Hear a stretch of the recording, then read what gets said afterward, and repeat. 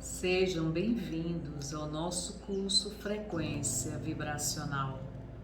Não se esqueçam de se inscreverem no nosso canal, fazerem seus comentários e darem o seu like.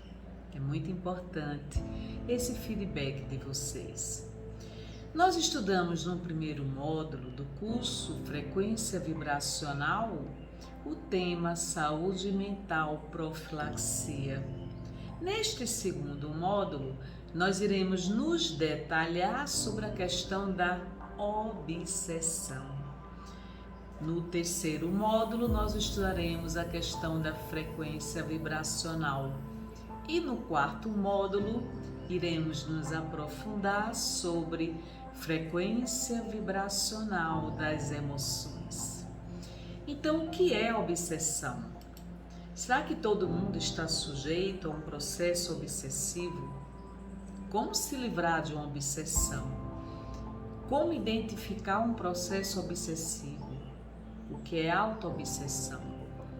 Quais sinais que identificam uma pessoa que esteja sofrendo o processo obsessivo? Tudo isso nós iremos estudar nesse módulo. Allan Kardec, na Revista Espírita de 1858, nos fala o seguinte: obsessão é a ação quase permanente de um espírito estranho, que faz com que a vítima seja induzida, por uma necessidade incessante, a agir nesse ou naquele sentido, fazer tal ou qual coisa. Então, observem que existem algumas palavras-chave nesta reflexão de Allan Kardec. Ação quase permanente de um espírito estranho.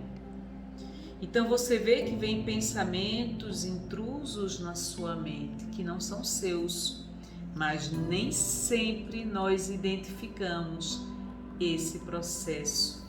E esses pensamentos contínuos, perseverantes, nos induzem a agir de uma forma ou de outra. Isso é um processo obsessivo. A obsessão de um desencarnado para o encarnado está fundamentada em várias coisas. Por exemplo, vingança, ódio, apego, sentimentos, pensamentos nocivos. E tudo isso é projetado para o indivíduo. O que caracteriza um processo obsessivo? É o desejo que determinados espíritos têm sobre certas pessoas, fazendo com que essa atuação permanente possa induzi-la a modificar o próprio comportamento. Então, a obsessão é sempre o resultado de uma imperfeição moral. Quem nos diz isso é Allan Kardec. Esse domínio, ou essa tentativa de dominar uma mente alheia, se dá através dos pensamentos e pelas propriedades do perispírito ou corpo fluídico. Então estabelece-se uma ligação entre uma mente e outra mente. E nessa ligação há uma espécie de simbiose, gradativamente. Então, quem nos diz sobre esse processo é André Luiz, no livro No Mundo Maior. Ele nos fala o seguinte, que o processo obsessivo não é na realidade uma doença, é simplesmente um reflexo de mentes doentias que se unem. Que pensamento interessante. Ele não é uma causa, é o efeito de um mal anterior. Então, as nossas imperfeições, as nossas más tendências estabelecem uma espécie de atração perante esses espíritos que são tão imperfeitos quanto nós mesmos.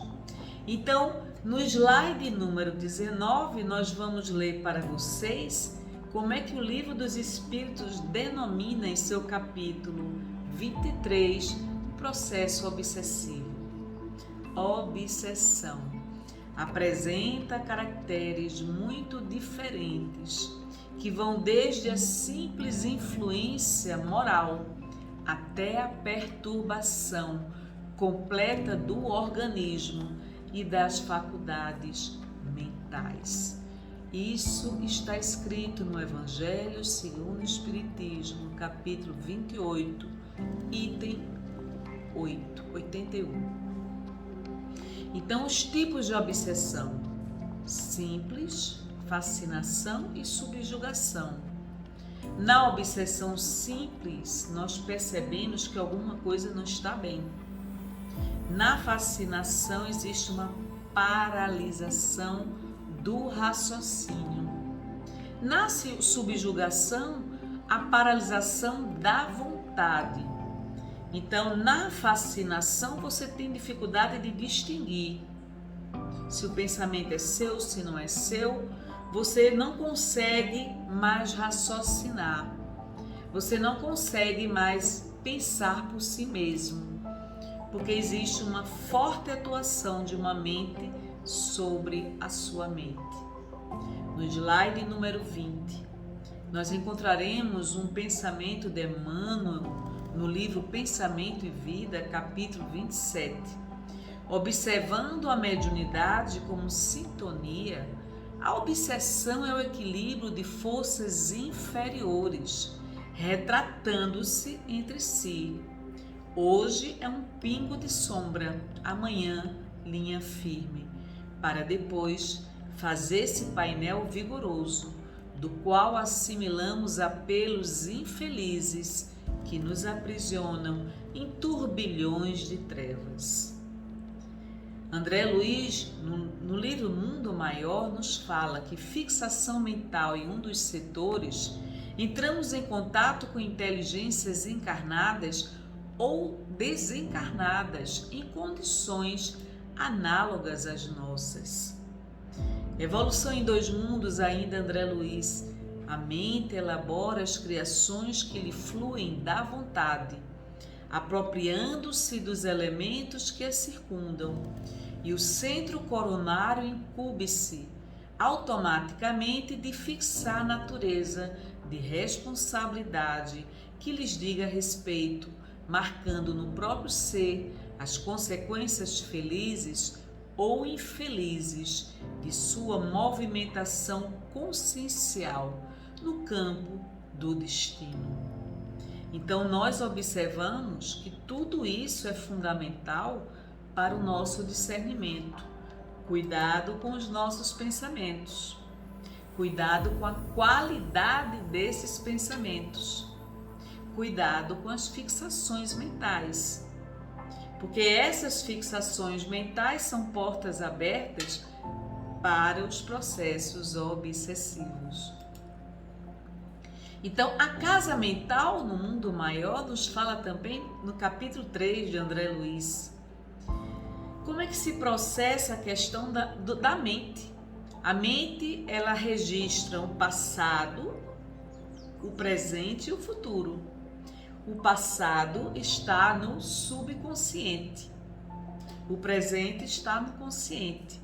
E o futuro chama-se superconsciente. Veja o quanto que a doutrina espírita é extremamente atual. André Luiz já estudava isso lá na década de 40. O passado refere-se ao cérebro primitivo, a residência dos nossos impulsos automáticos. São os serviços realizados. Então, os nossos hábitos, o automatismo, tudo isso está registrado em forma de memória no subconsciente. E essas memórias estão registradas. O presente é o consciente, é o domicílio das conquistas atuais. E essas conquistas atuais se dão através do esforço e da vontade. O futuro é o superconsciente. É o que se chama andar superior, o ideal, a meta superior a ser atingida. Cuidado com essa idealização, porque nós poderemos ficar apenas na contemplação. Corremos o risco da contemplação sem obras. Então veja que passado, presente e futuro estão interligados. Todas as nossas experiências positivas ou negativas estão registradas na nossa mente, nosso espírito. Então nós precisamos aprender a gerar boas memórias, boas lembranças, boas experiências. Então nós precisamos aprender a selecionar os pensamentos que nos convêm dentre aqueles que não nos convêm. Então, nos processos obsessivos, o espírito ele age com auxílio do seu perispírito, que se identifica com o perispírito do encarnado. Então, veja que essa identificação é fluídica. Então, para que nós possamos mudar a nossa ambiência espiritual, nós temos que estar atentos à qualidade dos pensamentos que nós emitimos. Chico Xavier nos menciona que o padrão vibracional de uma casa é formado exatamente pelo somatório dos pensamentos, das energias mentais dos seus moradores. Então nós impregnamos absolutamente tudo ao nosso redor. E nós temos nossa ambiência espiritual. Como modificar essa ambiência espiritual? Através do pensamento, da qualidade do pensamento. E quais seriam os sinais de alarme no processo obsessivo? Primeiro, quando entramos na faixa da impaciência. Quando estamos movidos pela impaciência, não conseguimos agir pela razão, no discernimento, no autocontrole, e a impaciência nos domina. Segundo item, quando acreditamos que a nossa dor é maior do que a dor das demais pessoas, quando achamos que o nosso sofrimento é maior do que o sofrimento alheio, e isso se transforma numa fixação mental. Quando passamos a ver ingratidão nos amigos e começamos a julgá-los, culpabilizá-los, cobrá-los de atitudes e comportamentos que eles não estão tendo. Quarto item, quando imaginamos maldade nas atitudes dos companheiros. Olha aí, estamos com a mente intoxicada. Então, tudo que se fala, tudo como se age, nós enxergamos maldade. Quinto item, quando comentamos o lado menos feliz dessa ou daquela pessoa. Cuidado com o que se fala. Nós temos uma nuvem de testemunha a nos observar. O poder da fala é um poder poderosíssimo. Então, quando nós comentamos o lado menos feliz das pessoas, somos fortes candidatos ao processo obsessivo. Sexto item, quando reclamamos apreço e reconhecimento. Nós estamos numa posição de cobrança o tempo todo. Cobramos das pessoas muito além do que elas possam dar. E onde existe cobrança, existe o quê? Controle. Necessidade de controlar. Necessidade de monitorar. Necessidade de ter o domínio sobre o comportamento alheio. Item 7. Quando supomos que nosso trabalho está sendo excessivo demais.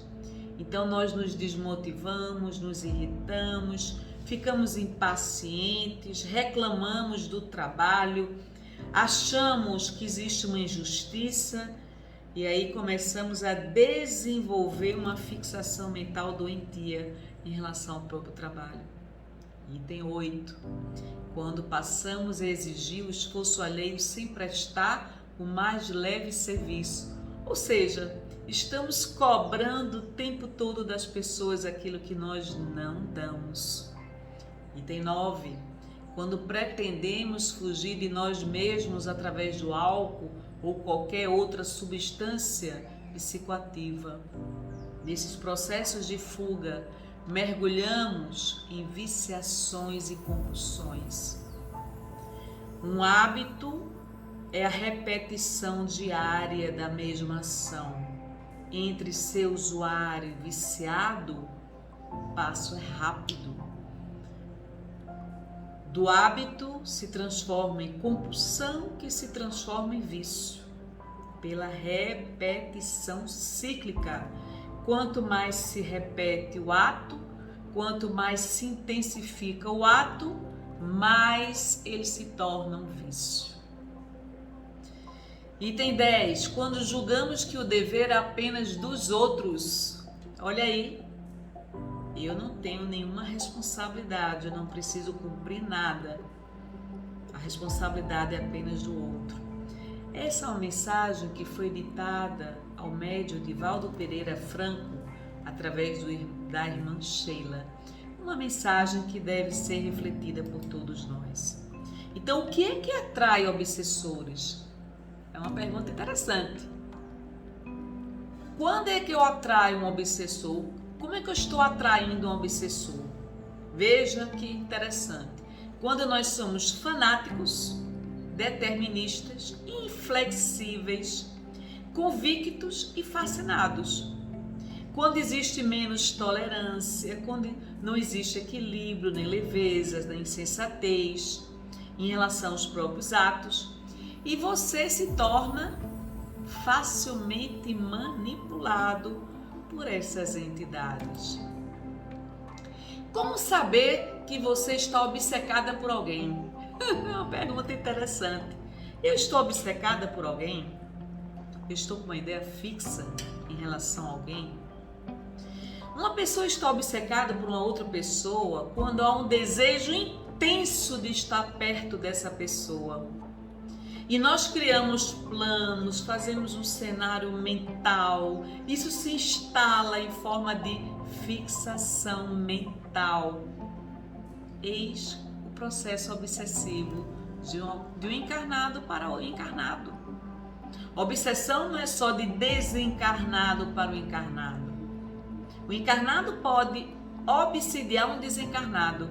Existem obsessões de encarnados para encarnados. Se eu estou com uma ideia fixa em relação a alguém, se eu acho que eu só posso ser feliz com aquela pessoa, se me gera uma enorme satisfação, um sentimento de incompletude e não estar ao lado de alguém, cuidado, sinal vermelho, poderemos estar no processo de obsessão. Estou obcecada por essa pessoa. E como perder a obsessão por uma pessoa? Olha aí, já identifiquei que eu estou obcecada por essa pessoa, já identifiquei que eu tenho ideias fixas. Como agora perder essa obsessão? Primeiro, eleve sua autoestima. Você tem que preservar o seu auto-amor. Amar a si própria. Veja que todo ser humano não precisa e não necessita ser dependente emocionalmente de um outro ser humano. As pessoas com baixa autoestima tendem a desenvolver processos obsessivos e serem dependentes, estabelecerem uma relação de possessividade em relação ao outro. Para que isso não ocorra, eu tenho que estar atenta às minhas feridas emocionais. Será que eu estou projetando para essa pessoa a resolução dos meus problemas, dos meus conflitos? Quando eu estabeleço uma dependência emocional inconscientemente, eu não consigo mais ser feliz, eu não consigo viver sem essa pessoa. Isso são ideias fixas, se transformam em crenças. E toda crença acaba por se tornar uma verdade, mesmo que ela não seja. Existem crenças positivas e negativas. Quando eu acredito firmemente que só serei feliz com alguém, isso é uma crença negativa, uma crença destrutiva. Então eu tenho que elevar o meu auto-amor, o amor próprio, canalizar toda a minha energia, o meu foco em direção a outras coisas. Porque fixação mental tem essa característica. eu priorizo esta ideia em detrimento de toda e qualquer outra ideia, certo? No Livro dos Médiuns, capítulo 23, item 239, Allan Kardec nos fala que o espírito fascinador tem a tática de inspirar ao obsidiado o afastamento de quem quer que lhe possa abrir os olhos. Isso não acontece? Claro que sim. Quantos de nós somos afastados de pessoas que nós estamos querendo ajudar, querendo alertar, e essa pessoa, ela é acicatada através do processo obsessivo para que haja um distanciamento desta criatura que possa ajudá-la. Isso é muito comum. Então, os transtornos mentais, Kardec nos explica que a loucura tem causa primária uma predisposição orgânica do cérebro, que o torna mais ou menos acessível a certas impressões. Esta tendência tomará o caráter da preocupação principal, pois se transforma em ideia fixa, podendo dividir espíritos ou de ordem pessoal. Então, cuidado com as nossas decepções, os nossos infortúnios, as nossas afeições contrariadas. Cuidado com essas lembranças, essas memórias que nos desequilibraram. Tudo isso são causas frequentes de transtornos mentais. Nós temos que cuidar muito em relação às nossas ideias fixas. Então, zelar pela qualidade do pensamento é fazer essa asepsia, essa profilaxia e não se permitir ideias fixas, não se permitir que haja clichês mentais, não se permitir que você seja manipulado ou manipulada por outras mentes que atuam sobre a sua própria mente. É a autovigilância, é você estar atento, estar atenta a si mesma, aos seus pensamentos. Então, se os pensamentos impactam em absolutamente tudo na nossa vida, é nosso dever zelar por esses pensamentos. Porque para cada pensamento existe uma energia mental e uma frequência vibracional, como nós vamos estudar no terceiro módulo.